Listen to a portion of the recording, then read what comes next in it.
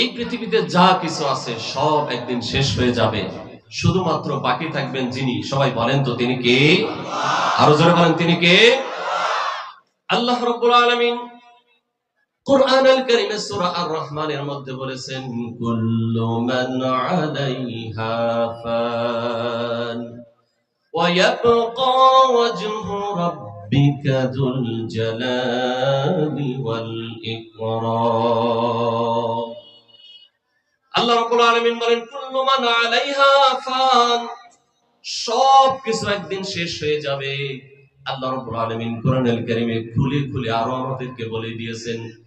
রাব্বুল আলামিন বলেন, ইদাশ শামসু কুওয়িরাত ওয়া ইযান নুজুমু কাদারাত ওয়া ইযাল জিবালু সুয়িরাত ওয়া ইযাল ইশারু উত্তিলাত ইদাস সামাউ ফাতারাত ওয়া ইযাল কাওয়াকিবু ইনতাসারাত ওয়া ইযাল বিহারু ফুজ্জিরাত إذا السماء انشقت وأذنت لربها وحقت وإذا الأرض مدت وألقت ما فيها وتخلت إذا زلزلت الأرض زلزالها وأخرجت الأرض أثقالها وقال الإنسان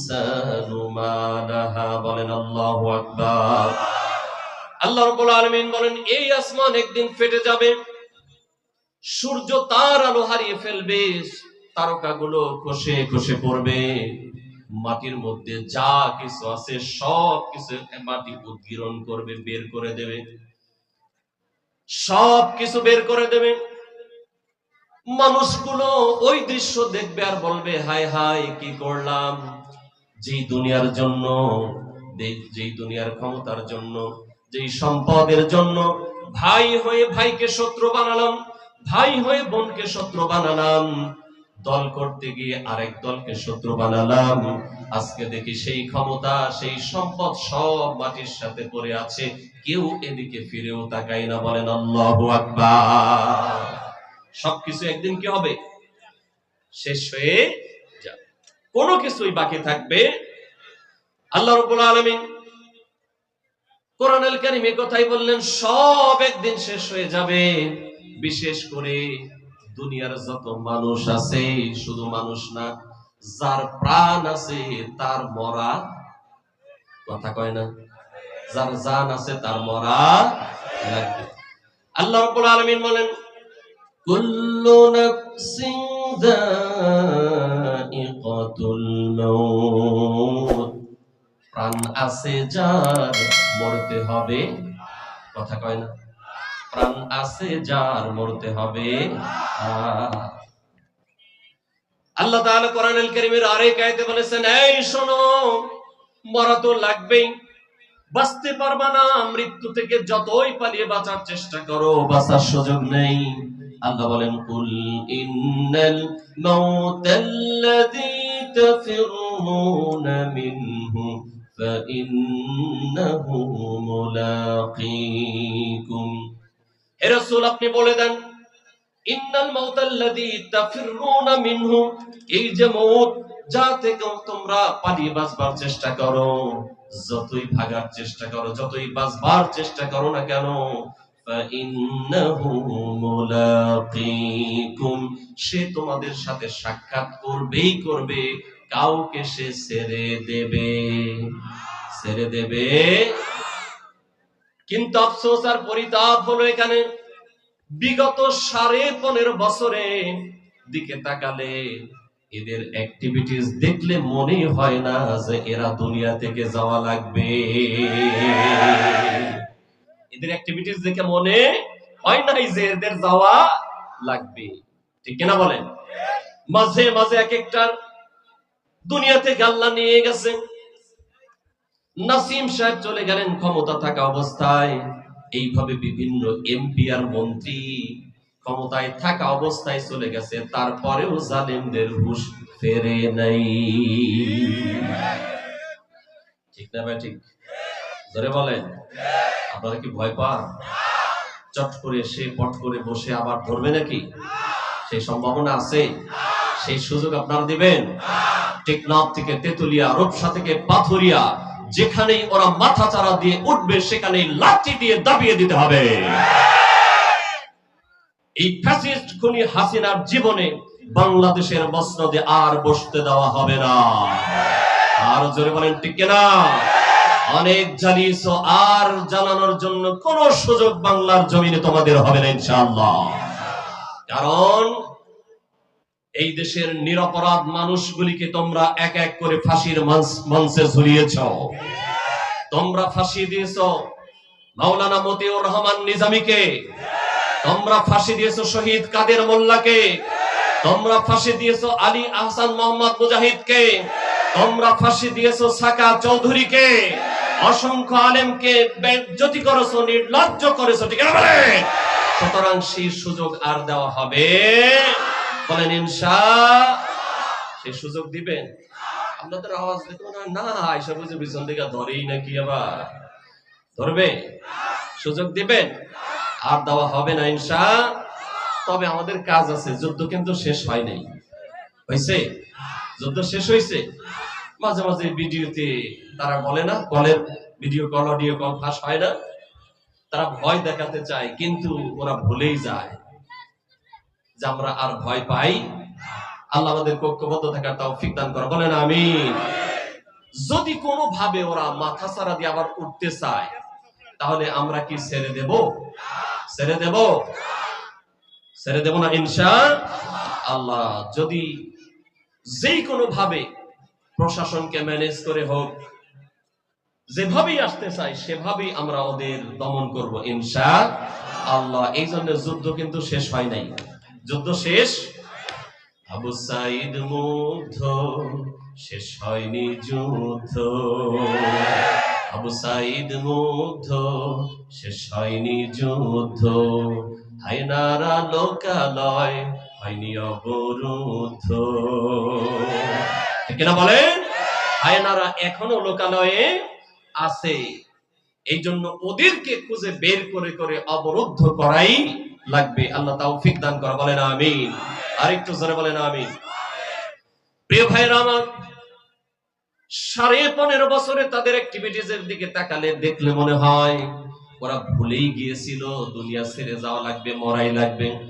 আল্লাহ রাব্বুল আলামিন বলেন, আইনামা তাকুনু ইউদরিকুমুল মাউত ওয়ালাউ কুনতুম ফি বুরুজিন মুশাইয়াদা। আল্লাহ রাব্বুল আলামিন বলেন, এই শোনো শোনো, আইনামা তাকুনু, তোমরা যেখানেই থাকো না কেন, ইউদরিকুমুল মাউত, মৃত্যু তোমাদেরকে ধরবেই। ওয়ালাউ কুনতুম ফি বুরুজিন মুশাইয়াদা, যদি তোমরা দুর্গ নির্মাণ করো, মজবুত করে সীসা ঢালা প্রাচীর নির্মাণ করো, সেখান থেকেও তোমাদেরকে আজরাইল ধরবে, ঠিক কিনা বলে? এই জন্য কবি সুন্দর করে বললেন, 1 সেকেন্ডের নাই ভরসা, মরণ ঘাড়ের পরে, বিপুল সম্পদ করছো জমা ভোগ বিলাসের তরে। বুলবুল পাখির ন্যায় এসেছিনু হেথা, বেঁধেছিনু বাসা, বড়ই মমতায় সময় হলে শেষ, ছেড়ে পরিবেশ যেতে হবে সেথায়, নিয়তি যেথায়। বাঁচার কোনো সুযোগ।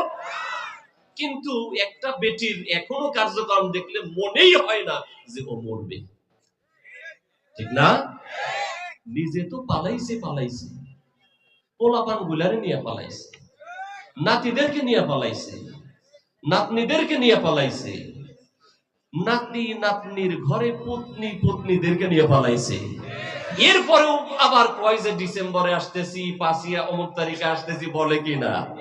জোরে বলেন, বলে কিনা? যারা বেঈমান হয় তাদের লজ্জা থাকে না, এ কথা কয় না? ও আপনারা তো আবার জুমার পরে খাবার খাওয়ার চান্স পান নাই, তাই না? এই জন্য তো আওয়াজ বের হয় না। আপনি কি ব্যাপার, আওয়াজ হয় না কেন? এই শোনেন, মুসলমানেরা খাক আর না থাক, খাক আর না খাক, ইমানের বেলায় কোনো দুর্বলতা দেখানো যাবে না, ঠিক কিনা বলেন?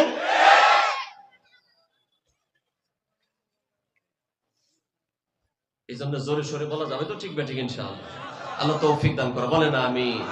তো এই বেটির যে লজ্জা নাই দেখলেই বুঝা যায়। এই জন্য আল্লাহ রসুল বলেছেন আল হায়াউ শু'বাতুম মিনাল ঈমান, লজ্জা এটা হলো একটা ঈমানের পার্ট। এই বেটির লজ্জাও নাই, ঈমানও নেই। আমার বন্ধুগণ, বেজার হইলেন নাকি? ওই দলের লোক 2-4 জন থাকতে পারে না, আমাদের নেত্রীর হইল লজ্জা নেই। ভালো করে খেয়াল করেন, এই কথা আমার না, আল্লাহ রাসূল সাল্লাল্লাহু আলাইহি ওয়াসাল্লাম আরেকটি হাদিসের মধ্যে বলেছেন, মুসনাদ আহমদের হাদিস, আল্লাহ রাসূল বলেছেন ইদা সাররাতকা হাসানাতুকা ওয়া সাআতকা সাইয়্যাতুকা ফা আনতা মুমিন। আল্লাহ রাসূল বলেন, যদি কেউ ভালো কাজ করার পরে তার মনে আনন্দ হয়, ভালো লাগে, নামাজ পড়েছি মনটা শান্তি হয়েছে, রোজা রাখতে পেরে খুশি হয়, নামাজ রেখে খুশি, রোজা রেখে খুশি, পর্দা করে খুশি, মানুষকে সহযোগিতা করতে পেরে খুশি হয়, ভালো কাজ করে, নেক কাজ করে, আমল করতে পেরে খুশি হয়, আল্লাহ রাসূল বলেন ওই ব্যক্তি ঈমানদার। আর ঈমানদারের মাধ্যমে যদি কখনো গুনাহের কাজ হয়, খারাপ কাজ হয়ে যায়, তার ভিতরে অনুশোচনা আসবে। ঈমানদার ভালো কাজে খুশি হবে, খারাপ কাজের জন্য অনুশোচনা। আল্লাহ রাসূল বলেন এর বিপরীত যদি দেখা যায়, ভালো কাজ করার কারণে খুব বেজার হয়, মন্দ কাজ করার কারণে সে খুশি হয়, বলে আমার দোষ কি? কথা কয় না, বলছে না, বলছে না? মামুর বাড়িতে বসে কি কইছে? ও মামুর বাড়ি তো না, আপনার আবার কোন স্বামীর বাড়ি নাকি? আচ্ছা যাই হোক, আপনাদের কথাই থাক। এখন ওখানে বসে বসে বলে আমার দোষটা কি? হাজার হাজার মায়ের বুক খালি করেছে, এখনো হাজার হাজার চোখ হারিয়েছে, হাত হারিয়েছে, পা হারিয়েছে, হাসপাতালে আছে না নাই? আরো জোরে বলেন, আছে না নাই? এরপরেও এই নির্লজ্জ, এই 21 শতকের ভয়াবহ দানব, 21 শতকের ভয়াবহ এই দানব লেডি ভার্সন ফেরাউনের এখনো বলে আমার দোষটা কি? এর মানে আল্লাহ রাসূলের এই হাদিস অনুযায়ী বোঝা যায় এই নির্লজ্জ বেহায়া মহিলার ঈমানটাও নেই। কারণ আল্লাহ রাসূল বলেছেন ইদা সাররাতকা হাসানাতুকা ওয়া সাআতকা সাইয়্যাতুকা ফা আনতা মুমিন। যদি সে ঈমানদার হয় তাহলে সে ভালো কাজ করে আনন্দিত হবে, তার দ্বারা কোনো খারাপ কাজ হয়ে গেলে সে অনুতপ্ত হবে, লজ্জিত হবে, অনুশোচনার আগুনে জ্বলবে। ও বন্ধু, আমরা তাকাইলে দেখি এই অনুশোচনা তো নাই, উল্টা যেগুলা জেলখানায় আবার 2-1টা হুমকিও দেয়। এই জানেন আপনারা, এই যে একটা আছে না স্টেডিয়াম ফাঁকা,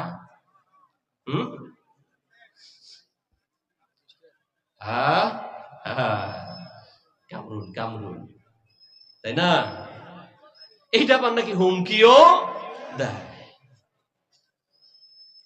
আমার প্রশ্ন হলো, এই দেশের অসংখ্য নিরপরাধ সম্মানিত মানুষগুলিকে এই ফ্যাসিস্ট এবং তার দোসরেরা যখন মিথ্যা মামলা দিয়েছে, তখন জেলখানায় থেকে কোর্টে নেওয়ার সময় আমরা দেখেছি এদেশের বড় বড় আলেমদেরকেও হাতের ভিতর হাত করা, পায়ের ভিতরে ডান্ডা বেরি, কোমরে গরুর রশি ছিল কি ছিল না? ধরে বলেন, ছিল না? ছিল না? কিন্তু আমার আফসোস, আমার প্রশ্ন হলো এটা, যেহেতু এখানে গোয়েন্দা বিভাগের লোকেরা থাকবে, আমার প্রশ্ন এটা যে আপনারা যখন আল্লামা মামুনুল হক সাহেবকে কোর্টে উঠালেন, মাথার মধ্যে আপনারা দিয়েছেন হেলমেট, হাতের মধ্যে হাত করা, ঠিক না? আপনারা যখন ছোট্ট একজন মাজলুম আলেম রফিকুল ইসলাম মাদানী, আমি বলি যে পুরাটাই বারুদ, পুরাটাই কি? ওর পুরাটাই ঈমান। আল্লাহ রাসূল বলেছেন ইন্নাল্লাহা লা ইয়ানজুরু ইলা সুওয়ারিকুম ওয়া আমওয়ালিকুম ওয়ালাকিন ইয়ানজুরু ইলা কুলুবিকুম ওয়া আ'মালিকুম। তোমরা বাহ্যিক অবয়ব দেখো না, বিশাল বড় দেহ, বিশাল বড় জুব্বার, বড় পাগড়ি হলেই বড় ঈমানদার হওয়া যায় না। আমরা দেখেছি বিগত সময়ে অনেক পীর, অনেক আলেম ফ্যাসিস্টদের দোসর ছিল, ঠিক না? নইলে খতিব সাহেব পলাই কেন? ঠিক না? তার এত ভয় কিসে? এর মানে বোঝা যায় ডালমে কুচকালা। হ্যাঁ, ফ্যাসিস্টদের দোসর ছিল, ভয় আসার সাহস পাই নাই। পরবর্তীতে দেখছে কোন কায়দা করে আসা যায় কিনা, তাও ফাসাদ লাগানোর জন্য। ঠিক না? আমরা দেখেছি, শুধু এ না, অসংখ্য আলেমদেরকে দেখেছি আমরা তাগুতের দোসরি করেছে। তারা সুবিধা নিয়েছে, কিন্তু এই ছোট্ট মানুষ রফিকুল ইসলাম মাদানী বাতিলের সাথে আপোষ করে নাই। ঠিক না? এই ছোট্ট একজন মানুষ, তাকে কোর্টে ওঠানোর সময় চারপাশে পুলিশ, তারপরেও হাতে হাত করা। কথা বলেন আপনারা? হাতে হাত করা ছিল না? পায়ে কি ছিল? ডান্ডা বেরি, এরপরে কোমরে গরুর দড়ি ছিল কিনা? সুতরাং আমার প্রশ্ন হলো, প্রশাসনের ভাইয়েরা, গোয়েন্দা বিভাগের লোকেরা যদি থেকে থাকেন, এ আমার প্রশ্ন না, আমি তো মনে করি এ জাতির প্রশ্ন। ঠিক কিনা বলেন? নিরপরাধ আলেমদেরকে কোর্টে ওঠানোর সময় হাতে হাত করা, পায়ের মধ্যে ডান্ডা বেরি, কোমরে গলার রশি আপনারা দিয়ে উঠিয়েছেন, অথচ হাজার হাজার খুন যারা করেছে সেই সকল এমপি আর মন্ত্রীরা হাসতে হাসতে কোর্টে উঠে কেন? তাদের হাতে হাত করা কোথায়? তাদের পায়ে ডান্ডা বেরি কোথায়? তাদের কোমরে কেন রশি লাগানো হয় না? ঠিক কিনা বলেন? এর মানে আমাদের মনে এখনো প্রশ্ন আছে, প্রশাসনের ভিতরে ফ্যাসিস্টদের দোসর নির্মূল হয় নাই। ঠিক কিনা বলেন? অনতি বিলম্বে আমাদের হৃদয়ের দাবি এটা, প্রশাসনের মধ্যে যারা বিগত সময় ফ্যাসিস্টদের দোসর ছিল, তাদেরকে খুঁজে খুঁজে বের করে অপসারণ করতে হবে। যারা নিরপরাধ আলেম ছিল, নিরপরাধ বিভিন্ন সম্মানের মানুষ ছিল, তাদেরকে তারা নানান ভাবে অত্যাচার, নির্যাতন, নিপীড়ন করেছে। আর এই সকল খুনিদেরকে এত সম্মান দেওয়া হয় কেন? আজকে ঘন্টার পর ঘন্টা, দিনের পর দিন রাস্তা বন্ধ থাকে সালমান এফ রহমানের ফ্যাক্টরির শ্রমিকদের জন্য। আমার তো মনে হয় বাবা দরবেশ এখনো শয়তানি করতেই আছে। ঠিক না? এই জন্য এগুলো খুঁজে খুঁজে বের করে তাদেরকে ধরা লাগবে। ঠিক না বলেন? আল্লাহ যেন তৌফিক দান করেন, বলেন আমিন।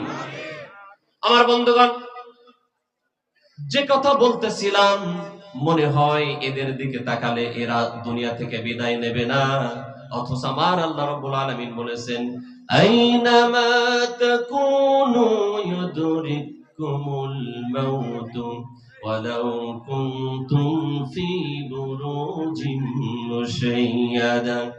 আল্লাহ রাব্বুল আলামিন বলেন, তুমি যেখানেই থাকো না কেন, যত দামি প্রাসাদ তুমি নির্মাণ করো না কেন, সেখানেও তোমাকে আজরাইল ধরবে, মৃত্যুর সাথে তোমার সাক্ষাৎ করাই লাগবে। দেখেন, যতই কথা বলি ঘুরে ফিরে খালি ওই বেটির কথাই মনে হয়। নিজের বয়স ৭৮, আর একজনের হয়েছে ৮১, কয় আরে সে তো কয়দিন পরে মরেই যাবে। বলছে না?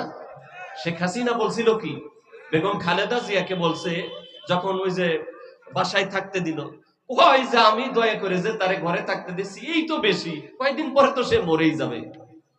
ওই যে আমরা আঞ্চলিক ভাষায় বলি, ঝাজর বলে সালুন তোমার পাছায় ফুটা কেন। ঠিক না? এর যে ৭৮ বয়সে ভুলেই গেছে, ক্ষমতার চেয়ারে বৈশা ফেরাউনের মতো মনে করছে জানা রব্বকুম আলা, কিসের মরণ টরণ, আমারে কেউ সরাইতে পারবে না। ঠিক না? কিন্তু আল্লাহ রাব্বুল আলামিন যথা সময় ধরবেন। দেখেন, ভালো করে খেয়াল করেন, অতীত জালিম যারা, তাদের ইতিহাস আমরা দেখেছি, প্রত্যেকটা জালিমকে আল্লাহ দুনিয়া থেকে লাঞ্ছিত করে, বেইজ্জতি করে বিদায় করেছে। এখনো এই জালিমের বেইজ্জতি শেষ হয়? শেষ হয়? হয়তো আল্লাহ এ দেশে ওরে আনবে। ঠিক না? বিচারের কাঠগড়ায় দাঁড়াবে, চূড়ান্ত বেইজ্জতি করে আল্লাহ বিদায় করবে। কারণ ফেরাউন দাম্ভিকতা দেখিয়েছিল, যেই কারণে তার বিদায় নেওয়া লাগছে। কিসের বাড়ি? আরে কথা কয় না কেন? কিসের বাড়ি? সম্মান দিয়া নিছেন আল্লাহ, সম্মান দিছে না? জুতার বাড়ি। নমরুদ দাম্ভিকতা দেখিয়েছিল, ইঁদুরের মতো সুবাইয়া সুবাইয়া বিদায় করছে। আল্লাহ, আবু জেহেল দাম্ভিকতা করেছিল, টয়লেটে ফালাইয়া জাহান্নামে পাঠিয়েছেন যিনি, সবাই বলেন তো তিনি কে? যাওয়া লাগবে না? চলে যায় সব ছেড়ে যেতে হয়, মৃত্যু মানে না কোনো পরিচয়। সব রাজা মহারাজা আর মহাবীর, কাউকে সে অবকাশ দেয় না। পৃথিবীতে কেউ স্থায়ী হয় না, হোক না সে ফেরাউন কিংবা নমরুদ, কেউ ভাবে চিরকাল রয় না। কথা ঠিক কিনা? আর জোরে বলেন ঠিক কিনা? ভেবেই ছিল 41 সাল। কত সাল? জোরে বলেন। এই কি হলো রে আবার? এদের কথা মাইক বন্ধ হয় কেন? এদের লোক আছে নাকি এখন? ভেজাল মায়ের কিন্তু আর মিস হবে না, তাই না? শুরু কিন্তু হয়ে গেছে। সাবধান, আল্লাহ কবুল করো। বলেন আমি। আর একটু জোরে বলেন আমি। ভেবেছিল 41 সাল, কিন্তু হয়ে গেল 24 সাল। ঠিক না? কারণ পরিকল্পনা আমরা যতই করি না কেন, পরিকল্পনা বাস্তবায়ন হবে যার, চিৎকার করে বলেন তিনি কে? পরিকল্পনা কাটা বাস্তবায়ন হবে? সবাই বলেন। কিন্তু আমার মাথায় একটা হিসাব নিকাশ মিলে না।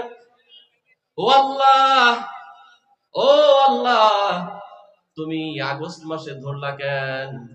এখন একটু গভীর ভাবে চিন্তা করলে দেখি আগস্ট ওদের জীবন থেকে আল্লাহ ভুলতে দেবে না।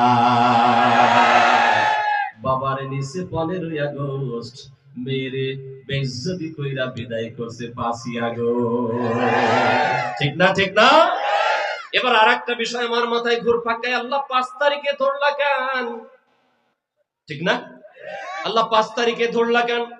গভীর ভাবে লক্ষ্য করে দেখলাম 5ই আগস্ট 2013 শাপলা চত্বরে অসংখ্য আলেম ওলামা, মাদ্রাসার ছাত্র, নামাজি, তাহাজ্জুদ গুজার আল্লাহর বান্দাদের উপর নির্যাতন নিপীড়ন চালিয়েছিল এই খুনি হাসিনার তার দোসরেরা। এই জন্য আল্লাহ ওই পাশে মিল করে ওদের বিদায় করেছে।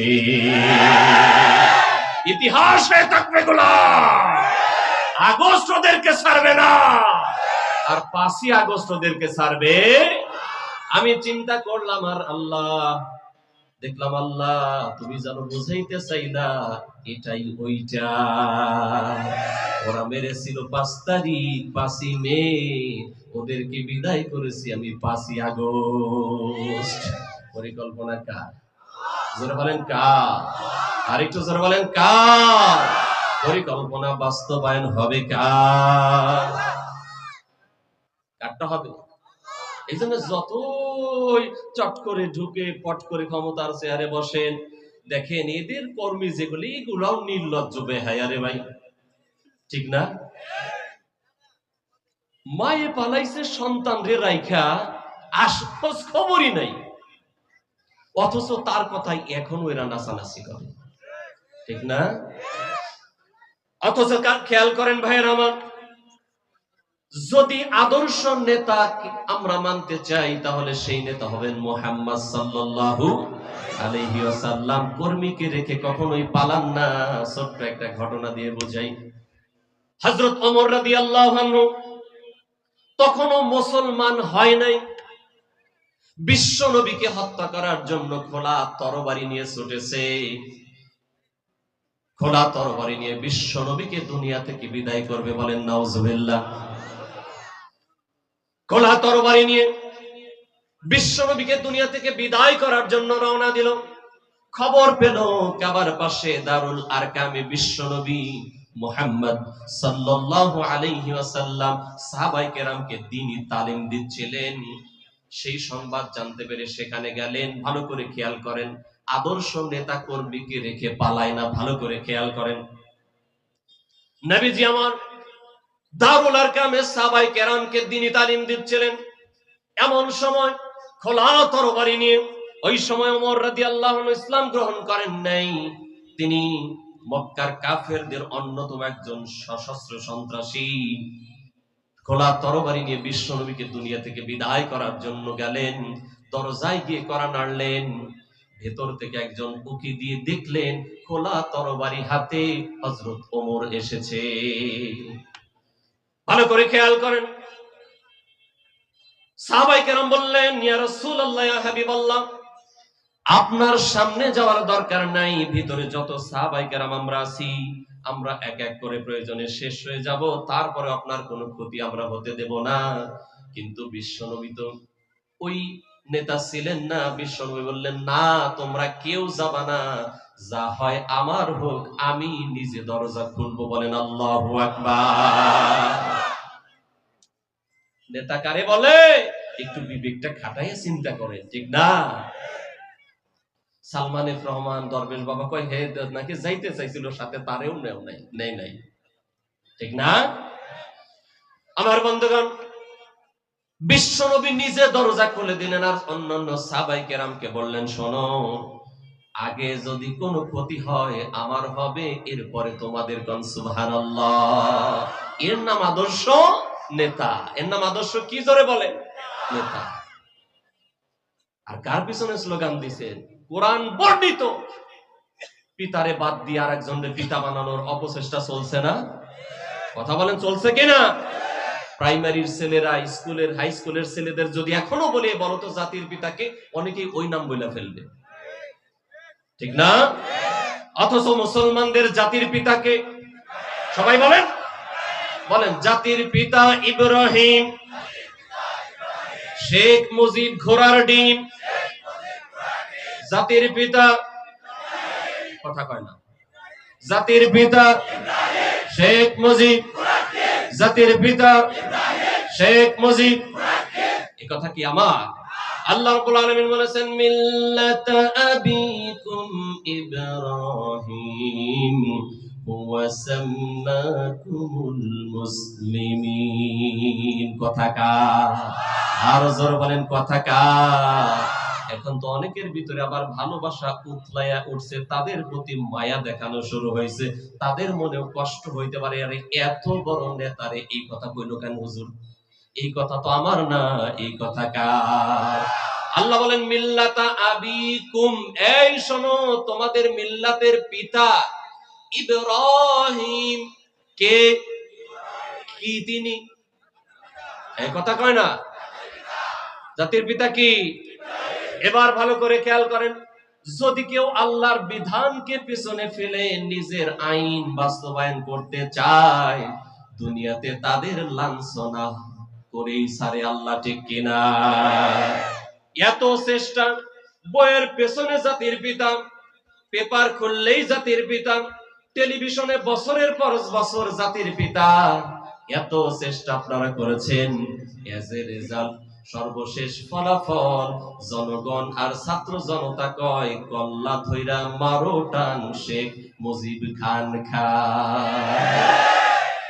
কল্লা ধইরা শেখ মুজিব। হইছে কি হয় নাই? হইছে কি না? আর জোরে বলেন। খালি কি খান খান রে ভাই, আবার উপরে ওইটা নাকি কিউ জানি করছে, ও আমি আর কইলাম না। হইছে কিনা বলেন?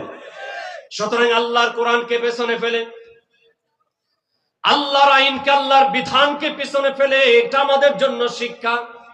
আল্লাহর কোরআনকে পেছনে ফেলে যারা নতুন কোন তন্ত্র মন্ত্রে জমিনে বাস্তবায়ন করার চেষ্টা করবে, আল্লাহ তাদেরকে বেইজ্জতি করবেই করবে, এই ওয়াদা কার? আল্লাহর দ্বীনের বিজয় হবেই হবে, এই ওয়াদা কার? আল্লাহ রাব্বুল আলামিন কোরআনুল কারীমে সূরা জুমার মধ্যে বলেছেন, ইউরিদুনা লিইউতফিউ নূরাল্লাহি বিআফওয়াহিহিম ওয়াল্লাহু মুতিম্মু নূরিহি ওয়ালাউ কারিহাল কাফিরুন। আল্লাহ রাব্বুল আলামিন বলেন, ইউরিদুনা, ওরা চায়, লিইউতফিউ নূরাল্লাহ, আল্লাহর নূরকে নিভিয়ে দিতে, ইসলামকে জমিন থেকে মুছে দিতে চায়। আলেম ওলামাদেরকে এ জমিনে মাথা ছাড়া দিয়ে উঠে যাতে না দাঁড়াতে পারে, আলেমরা এই চেষ্টা তারা করেছে। উদ্দেশ্য একটাই, দিন যাতে বাস্তবায়ন না হয়, বইয়ের ভিতরে তারা ইসলামী শিক্ষাগুলোকে মুছে দিয়েছে। আলেম ওলামাদেরকে অত্যাচার, নির্যাতন, নিপীড়ন চালিয়েছে। ইসলামী দলগুলোকে তারা নিবন্ধন বাতিল, কথা কয় না, কত ভাগ, কত ভাগ, কত ভাগ। এটা শেখ হাসিনার ওয়াদা না, ওবায়দুল কাদেরের ওয়াদা না, ওয়াদা কার?